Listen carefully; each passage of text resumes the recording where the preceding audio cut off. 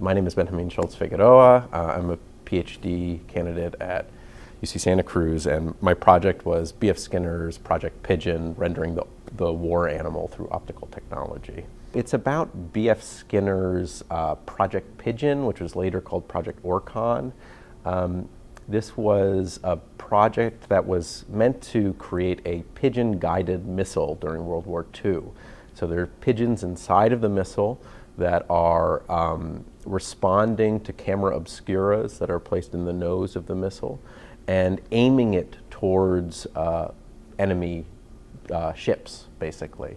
And I'm analyzing the use of film to create this project, to transform these pigeons into military weapons, essentially. So I look at the way in which film is used both to train the pigeons.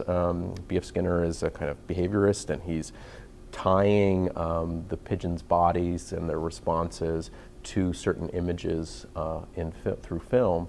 And then also how film is being used to market the bomb and sell the military brass on the sponsoring of this weapon, which was quite risky, this idea of essentially handing over, a major destructive payload to the discretion of pigeons, which is kind of crazy.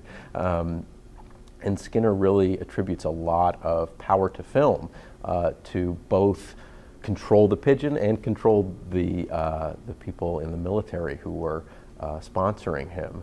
And he claims that when they saw the live performance of the pigeon without the film, they suddenly realized how absurd it was. And so there was some sort of power to the film itself that was able to condition not only the pigeon, but also human observers who were interested in his project. This is part of a larger project that's dedicated to animal research films produced by behavioral psychology in the early to mid 20th century. It's called the Celluloid Specimen, Moving Image Research into Animal Life. And I'm looking at all sorts of different animal research films that include Skinner's work with pigeons, but also Robert Yerke's work with primates, and he was a major figure in primatology and the eugenics movement, and Neil E. Miller's work with laboratory rats, and a kind of explosion of lab rat films that were made in the mid-20th century. So this is one example of this kind of broader phenomenon of using pairing animals with film to create scientific knowledge about psychology.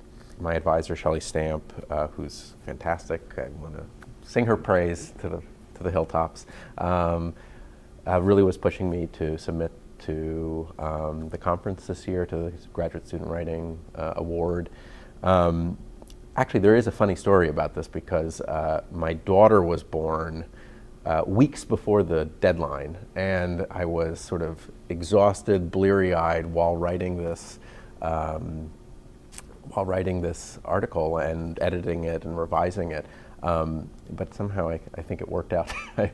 Maybe something in the exhaustion freed up the thinking.